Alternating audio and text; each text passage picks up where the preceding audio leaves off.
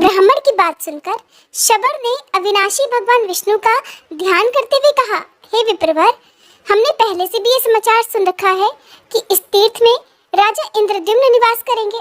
चलिए पर्वत के ऊपर की भूमि पर चलते हैं। ऐसा कहकर शबर ब्राह्मण को उसी मार्ग से घने वन में ले गया।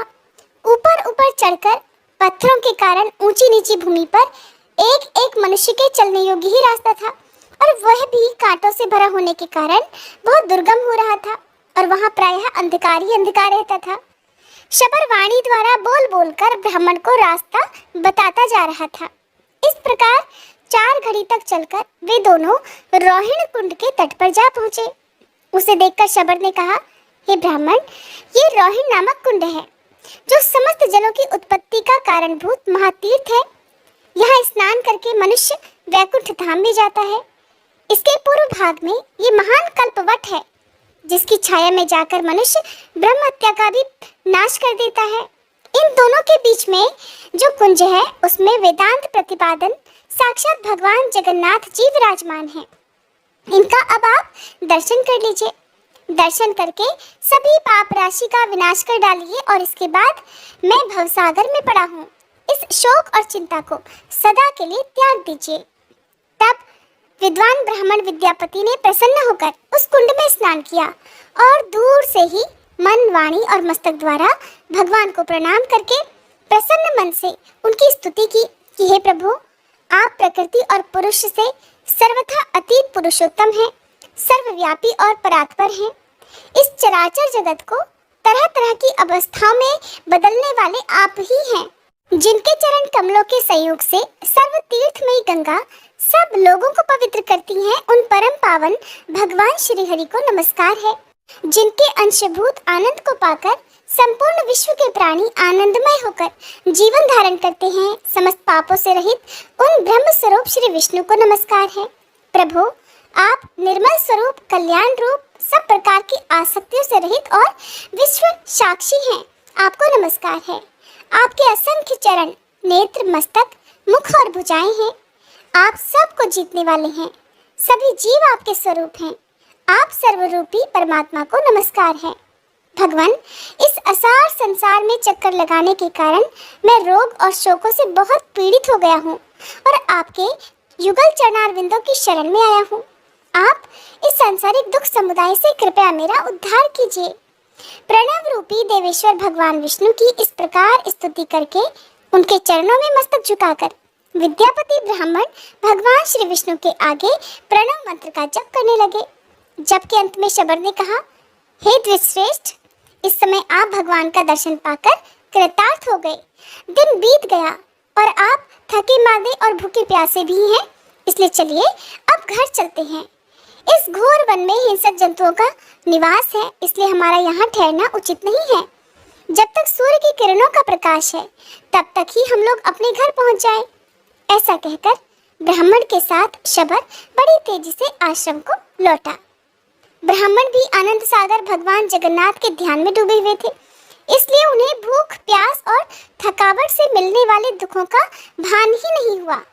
भगवत चिंतन में संलग्न होने से शरीर में उनकी आस्था ही नहीं रह गई थी। वे शरीर स्थिति से ऊपर उठ चुके थे, इसलिए कंटक राशि अर्थात कांटों से भरे हुए पत्थरों के ऊंचे नीचे दुर्गम रास्ते में चलते हुए भी उन्हें बिल्कुल कष्ट नहीं हो रहा था। घर पहुंचने पर शबर ने ब्राह्मण अतिथि को तरह तरह के पवित्र दिव्य पदार्थ देकर भली भांति उनका पूजन किया। इसके बाद शबर के दिए हुए राजोचित उपचारों से पूरी तरह तृप्त होकर ब्राह्मण को बड़ा विस्मय हुआ। उन्होंने चकित होकर कहा, साधो, तुमने मेरे सत्कार के लिए ये जो अलौकिक वस्तुएं समर्पित की हैं, उनका दर्शन तो राजाओं ने भी नहीं किया है। तुम्हारे घर में ऐसी दिव्य वस्तुओं का इकट्ठा होना बड़े आश्चर्य की बात है। तब शबर कहने लगा कि हे द्विजश्रेष्ठ, इंद्र आदि देवता प्रतिदिन दिव्य उपचार लेकर जगन्नाथ जी की पूजा करने के लिए आते हैं। पूजा करके भक्ति पूर्वक स्तुति और नमस्कार करते हैं, फिर गीत, वाद्य और नृत्य के द्वारा भगवान को संतुष्ट करके अपने अपने स्थान को लौट जाते हैं। ये सब दिव्य पदार्थ जगन्नाथ जी के प्रसाद हैं, जो मैंने आपको अर्पित किए हैं। भगवान के इस प्रसाद को ग्रहण करके हम लोगों के रोग और बुढ़ापे का नाश हो गया है, जिसके सेवन से मनुष्य मोक्ष का भागी होता है। उस प्रसाद का अगर ऐसा प्रभाव हो तो ये कोई आश्चर्य की बात तो नहीं है।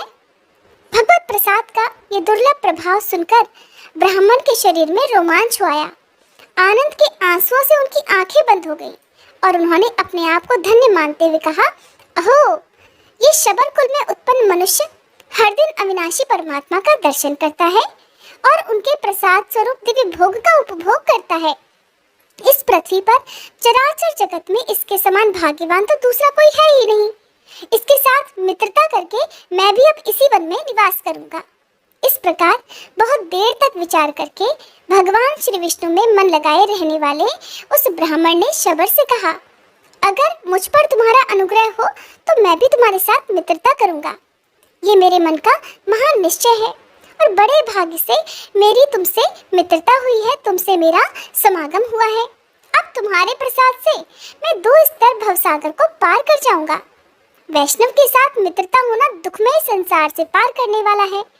इसी को इस असार संसार सागर में सार वस्तु बताकर साधु पुरुष सदा इसकी सराहना किया करते हैं।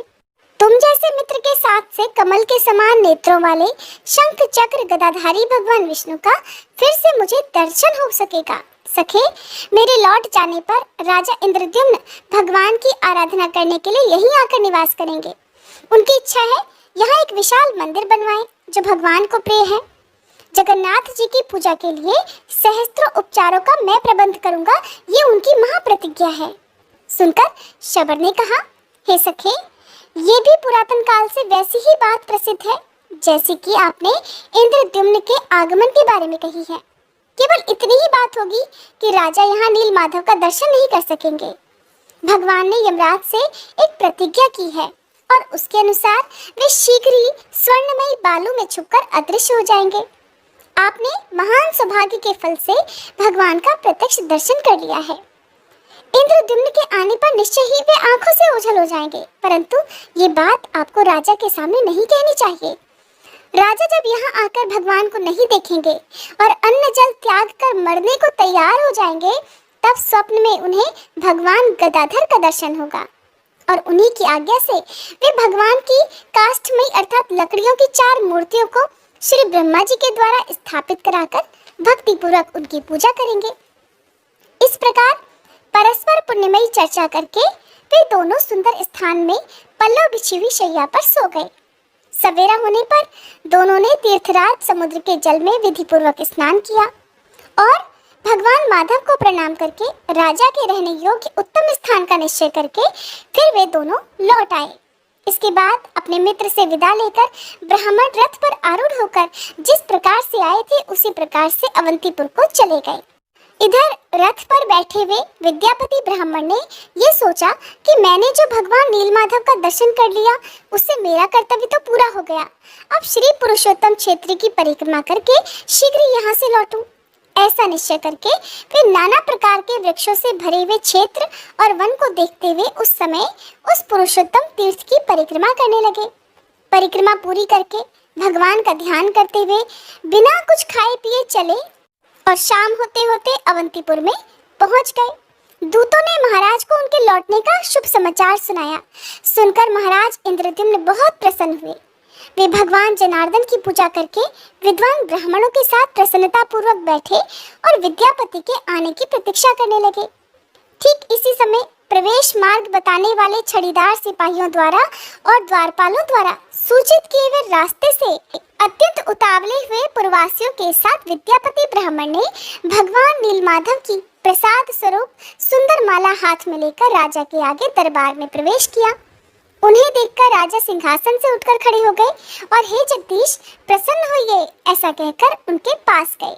इसके बाद वे इस प्रकार बोले कि आज मेरा जीवन जन्म और कर्म दोनों ही दृष्टियों में सफल हो गया, क्योंकि इस समय मैं यहाँ प्रसाद माला के रूप में साक्षात माधव का ही दर्शन कर रहा हूँ। संसार के समस्त पापों का विनाश करने वाली भगवान श्री विष्णु के मस्तक पर चढ़ी हुई इस दिव्य माला को मैं प्रणाम करता हूँ।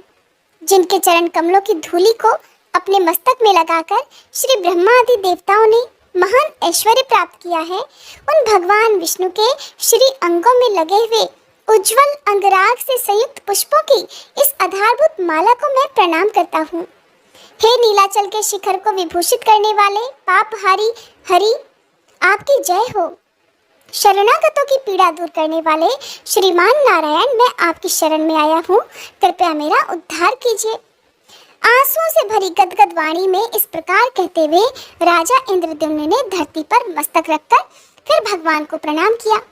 उस समय उनके अंग अंग में रोमांच हो आया था। वे विद्यापति ब्राह्मण भी समस्त पापों से रहित होकर भगवान माधव का ध्यान करते हुए राजा के सामने उपस्थित हुए और इस प्रकार कहने लगे, महाराज, अपनी तेज से संपूर्ण लोगों के पापों का निवारण करने वाले भगवान बुद्धिमान नीलाचल शिखर निवासी श्री माधव आप पर कृपा करें। ऐसा कहकर विद्यापति ने वह माला राजा इंद्रद्युम्न के गले में डाल दी। राजा ने भी उठकर अपने हृदय पर लटकती हुई माला को देखकर ऐसा माना कि इसके रूप में साक्षात भगवान लक्ष्मीपति ही मेरे हृदय में विराज गए हैं। फिर दोनों हाथ अपने मस्तक पर रखकर जोड़कर उन्होंने अपने नेत्र कुछ कुछ बंद कर लिए और आनंद के आंसुओं से गदगद कंठ होकर श्री हरि की इस प्रकार स्तुति करने लगे। राजा इंद्रद्युम्न बोले, समस्त संसार की सृष्टि, पालन और संहार रूपी शिल्प के कारीगर, आपकी जय हो। अपने विश्वरूप के रोम रोम में लीला से ही असंख्य ब्राह्मणों का भार धारण करने वाले हे नारायण, आपकी जय हो। प्रभु, आप सबके अंतर्यामी और शरणागतों का दुख दूर करने वाले हैं। ब्रह्मा, इंद्र तथा रुद्र आदि देवताओं के मुकुट से आपके चरणार बिंदों की विचित्र शोभा होती है। आप दीनों, अनाथों और विपत्तिग्रस्त प्राणियों की रक्षा में सदैव तत्पर रहते हैं। हे जगन्नाथ, हे भक्तवत्सल, मैं अनादिकाल से भ्रम में भटकने वाला दीन मनुष्य एकमात्र आपकी ही शरण में आया हूँ। आप कृपया मेरी रक्षा करें। इस प्रकार स्तुति करके राजा अपने आसन पर बैठ गए। उस समय गृहस्थ, ब्रह्मचारी, वानप्रस्थ और सन्यासी सभी उन्हें घेरे हुए थे। 18 विद्याओं में कुशल यज्ञकर्ता ब्राह्मणों के साथ राजा ने बहुत आदर पूर्वक विद्यापति जी का पूजन किया और अपने सामने चौकी पर बिठाकर आदि से ही यानी शुरुआत से ही कुशल समाचार पूछा। पुरुषोत्तम क्षेत्र के महात्म्य, नीलमणि विग्रहधारी भगवान विष्णु की महिमा तथा स्वरूप के बारे में भी प्रश्न किए। तब विद्यापति ने अपने अनुभव में आए हुए शबर द्वीप में प्रवेश से लेकर समुद्र में स्नान करने तक के पुरुषोत्तम क्षेत्र संबंधी सारे वृत्तांत को विस्तार पूर्वक कह सुनाया।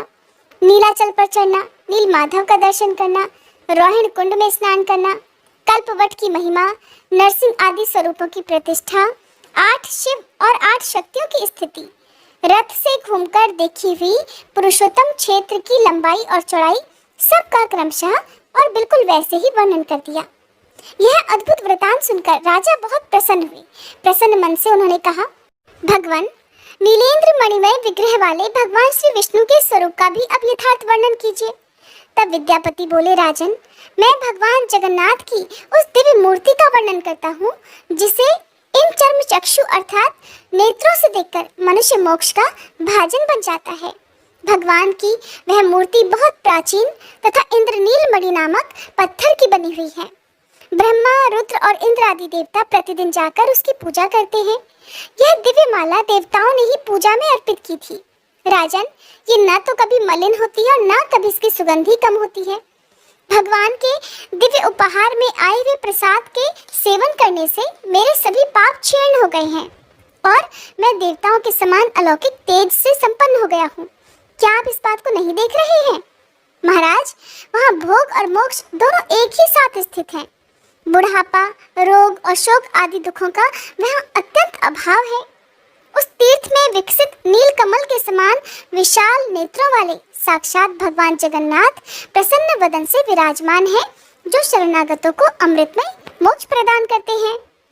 राजा इंद्रद्युम्न ने फिर से पूछा, हे ब्राह्मण, जन्म से लेकर कुछ समय पहले तक तो आप कभी भी पुरुषोत्तम क्षेत्र में गए ही नहीं थे, फिर आपने वहाँ के दिव्य वृतांत को भला कैसे जान लिया? तब विद्यापति ने राजा से जो कुछ भी कहा उसका वृतांत भक्तजनों आप सभी अगले अध्याय में सुनिएगा। हर बार की तरह अगर आज की ये कथा भी आपको पसंद आई हो तो कथा सुनने के बाद वीडियो को लाइक करना मत भूलिएगा।